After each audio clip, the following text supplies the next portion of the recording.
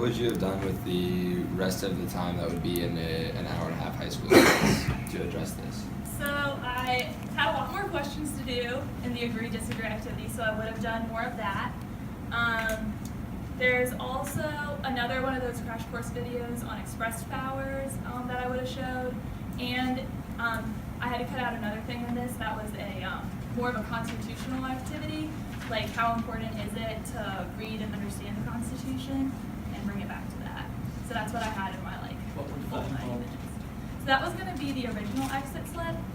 So that was just going to be them reflecting on if it's important to read the Constitution, it probably is, but like why that they need to read it today and understand it today as citizens.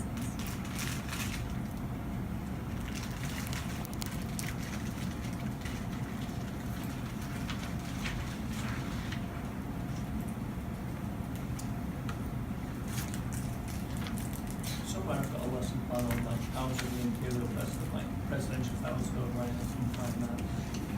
That would be good. Yeah. I'll send it to you. That would be- Yeah, it's something. It's old, so I'm not sure if what, but it's fine. Okay, I'll remember something. Yeah, sorry. Were they introduced to Ukraine and live Yeah. So they were introduced like at the end of the class before, I would think, and then this would be like more in depth on it. So the warm up was kind of just like, do you remember what we did yesterday? Or like some kind of deal. And then we did know the difference between the idea of like enumerated or expressed, like the similarity in language. It seems to use the same language in crash course. Yeah, I guess I probably should have like talked more about that because I know he called them express powers. So I want to be like enumerated or express powers, but I think I only said that like once instead of like enumerated like powers. But I would try to like make sure people know that like those are the same and then like informal Yeah. and then apply to the same. What would you change up? Sitting down now after you just done that? I maybe like the video, like my CTUs is not that I like them, but they're like really fast and really intense. So I maybe like pause it in between like when they're asking questions or just like to discuss, because I feel like you guys like were like scrambling at the answers. Yeah. So I think that was just like too intense and maybe too long. I also wish I had gotten to like more of the take a stand questions. But I just like ran out of time. But I also felt like too rushed. But I think I was just trying to like teach things. Other clarifying questions? Alright, let's go to pushing feedback, please. The one thing that I had was what Dr. Hicks just said about the difference in language between the way the video said like expressed and we talked about enumerated. That was basically the only comment that I had. So I think with the crash course video, maybe instead of giving us, 8 questions that we had to look throughout, maybe just one big question, like the one you had at the bottom would have been really good, like what implied powers are you seeing? That way it's something simple, so like while we're watching that video and he's listing so many, instead of us trying like, when is he gonna say this, when is he gonna say this? Because like, I missed most of that video because I was just trying to figure out when that question was gonna come, but if it was just like that bottom part, which kind of did go back and answer all the other questions you had already written down. Like it was just like write down all the implied powers you heard. That might have, that way we can focus on the full video and then you can go into that discussion afterwards and you can use those questions you came up with and just be like, all right, so what is, what act was put in place, or things like that. Yeah, we were saying, go. It's like riffing on it, but yeah, you go. I do agree with him as well. I'm just thinking of like diverse learners and like it was hard for me to keep up with it. I can't imagine someone who doesn't like this else struggling with that.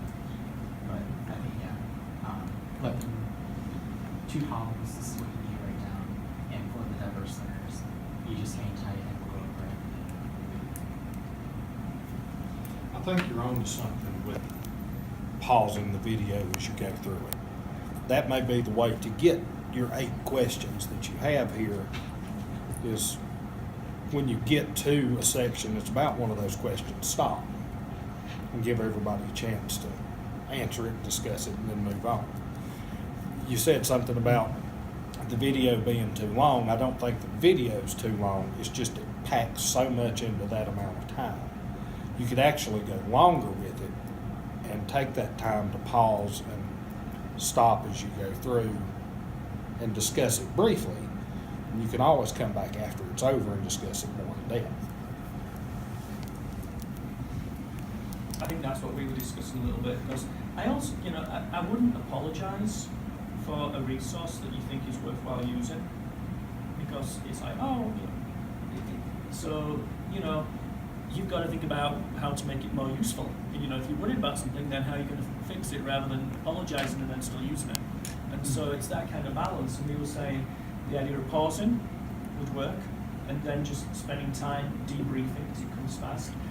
The other idea is limit your number of questions, be comfortable in the very specific questions you want them to gauge, and then maybe take some of the others and have them as challenge cards and see what they can answer working on groups. There's nothing wrong with showing it again. To go through it, and have that kind of repetition, like, so we've got this, now there's a lot packed into this, let's look at it one more time, and let's see what else we can pull out of this. Which you've got to do often with different types of text. You go at it again from a different angle. So this is the angle we're going to take, and we're going to pause on it, so I'm going to tell you when to stop, and this is what I'm seeing, and then this is the next angle we're going to look at it. Because I think there's a lot in there, and it's a lot probably better than going just hunting and pecking on a text, in a textbook and things. So what are the ways to play with it? So don't apologize for a resource. Think about if it's good, how are we going to work with the resource? Other things to grow on, yeah.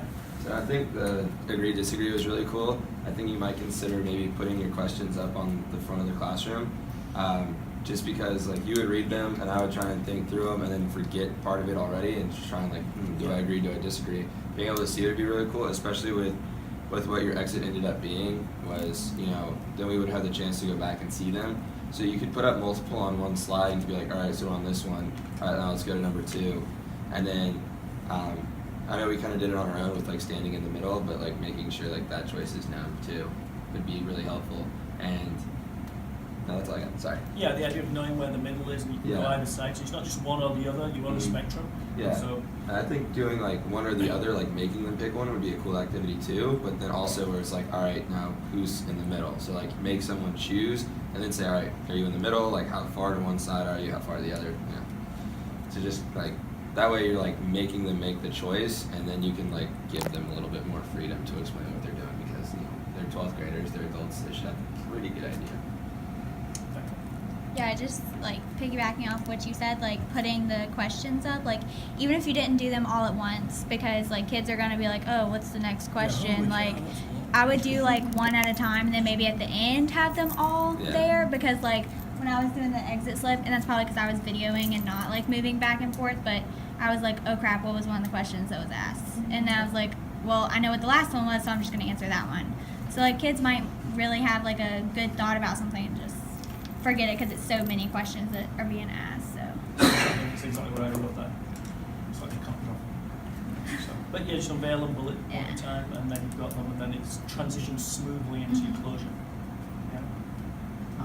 It's a really small detail, but I suggest anytime you have the word not in question. Anytime you have the word not in question, Okay, good. you want to make sure that you capitalize it or underline it or something. And this is still not just in the worksheet like you had, building on tests, just to make sure that this is what the question is asked and to not trick other students. I try to think back to when I was a student, what helped me when I was taking the test to get the question.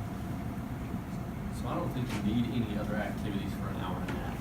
I think you can actually maximize what you have into an hour and a half lesson, and especially when you look at this, the amount of reading that you have here. There's a couple different ways that you could do it. You could actually separate this into sections, and then you could have students summarize. You could have bullet points, or you could create a series of frames where you have the all frames template, and they create frames around each section as a group. Or you might even create a frame from that with the class that you made up there. I also think that when I was looking at your lesson plan, when I was looking through some of the stuff that you listed here about modification and differentiation, I would post a question on the board, write them on the board, and then read them aloud to students. And my question is, why is that good? Because you're doing these things and it is good. And I think realizing what you're doing is important. Because the reason that you do that is because it allows opportunities for students to process the information in different ways. You provided group work, which allowed for cooperative learning among the peers. They have a choice whether to agree or disagree, which relates then to the music model of education, where they have empowerment. So when you think about like what you're doing and why you're doing it, this also, within this, is another form of differentiation. So if you do create this into sections, this allows them to process the information, look at specific parts, and focus their attention. This also allows them to summarize. They can highlight keywords within here. So when you're talking about that within a lesson, and this is for everybody, then you can say they're highlighting this, which causes them to be able to focus on key elements of the text to make sure that they process the information. And even in a big text, we kind of started breaking it down, like, so just focus on this. So we kind of, even just small things like just signaling where they can look at time, so you're chunking it, so it doesn't feel as overwhelming type thing. Just small things, but know why you're doing it, because you are doing it, right? And then if they say how you differentiate, no, but be that specific type of thing, because it's there. And you could use this example. If somebody did ask you, how do you differentiate instruction? Well, let me tell you about a government lesson that I do where I had Article 2 and I broke it into sections, and this is what I did. Came up, did it, then we brought it back to a group, but how the processes were done. Jared. When it comes to the voting, it was every time that you asked the question and then we kind of moved, it was one person, then we kind of just moved on to the next one. I think it'd be an interesting opportunity to actually either ask for if anyone wants to move, or if there wants to be an interaction between two students or something like that, just so that it's not just direct one-to-one with the student and teacher, but then also against students as well. Because that would be kind of a neat way. Like comparing some of the ideas. Yeah, and because the idea change at one around. point during it, I felt myself wanting to, but then I didn't want to necessarily do it within the structure of what it was. So that's why I say that. Any more things to go on? Okay, what about, let's give some warm feedback. Yes. I really like the way that you did read this for the notes on the slide here too. And I also, I like that you told students you have to defend your answer. You can't just like say, oh, I'm just over there. That makes me think, okay, I have to come up with a reason for why I am where I am. And if I don't know, like, go in the middle, like, that's okay. And listen to other students is your I like the transition specifically. You handed out the exit slip so that they could start working on it as it was wrapping up. So there wasn't really any transition time at all. It was just the next thing just kind of happened. So that was very smooth.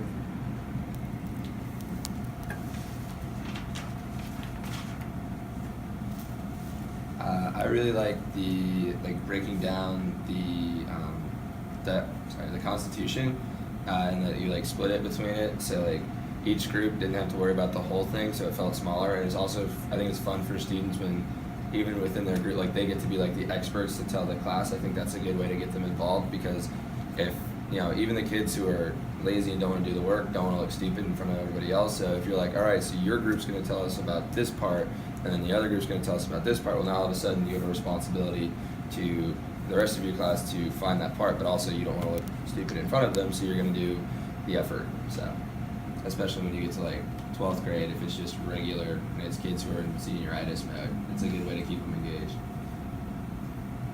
And then you brought it together, so you consolidated the information Yeah, for so- everybody as well. Right? Yeah, then everybody came together. So I got all the information, even though I only had to read one section, even though you gave me the longest section the whole time.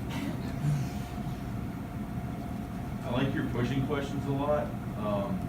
With Becca, I think it was when you said, Becca, why do you say that after something? I can't remember what the exact question was, but a lot of the times it felt like it was more to be said, and then you went and tried to get the more out of it, like who would be the person now if the president died or whatever. It's that sort of stuff that just pushed you just a little bit beyond. It was really positive based that I liked a lot. So. Yeah, and you did a really good job with going around while we were talking about what was in there. And then even though the three of us got off track with that whole when did they change the rule on the vice president? You're oh, it was the 12th. That's really good to have that and throw it out there. And you don't have to tell us that you just learned it. You could just say oh yeah, I was a great government student when I was in high school and never forgot any of it. So there's no reason to tell us that you just learned something, right? Because to us, you've always known that. The beauty is, though, you'll learn so much now that you're teaching, which is a message to also how to get your kids involved. Like, they have to do the work, not you necessarily, to find So, I'll go. Well, I think it was part of the group thing.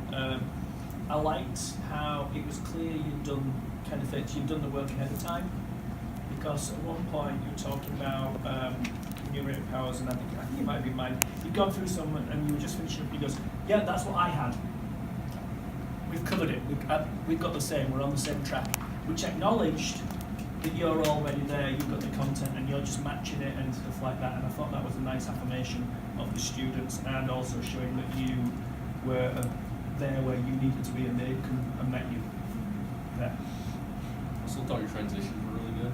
It was a fast-paced class, and the transition in such a way that I wasn't disoriented, and I knew I could see where you were going with each lesson. Sometimes the downside with fast-paced things is like you move into activity, you're like, wait, what are we doing? And you never had those periods that I was like unsure what was happening. I think that was really good. I also think because of the pace and the way that you're structuring the different activities, when the kids are moving, they're getting to work together, I think that you're going to help to keep students focused and attention during the class, because it's a class that even if they don't like government, they're probably going to like the class because they're always going to be doing something different that's going to allow them to engage with each other and with the material. And you made a number of connections from that to what has happened in real life, and I think continuing to do that and look for those examples. So here's an example. I think we'll just build on what Ricky was saying. Yeah, that type of thing. Yeah. Comments? Okay. Things back? Thank you so much for all that advice. Like, everything you guys said was so good. Like, the one big question on the videos, like, that makes a lot of sense, because, like, when I went through it, I was like, yeah, this is fine. And then when I watched you guys do it, I was like, 8 questions is a lot. Like, you definitely need to pause and talk about it, and can spend, like, more time on this video talking about it. And debriefing, like, during and afterwards. So I wish I just, like, had, like, more time. And in, like, a real lesson, like, you would, like, have more time to do that. And then what you guys were saying about the agree and disagree, I really like the idea of being down the middle. I think that's awesome. And Jared, I really liked your idea of, like, asking, like, more students why and, like, talk about it. And I wish I had talked about each question more. So you can, because, like, with these questions, like, some of them you could really go in depth and, like, get into debates and, like, move and everything.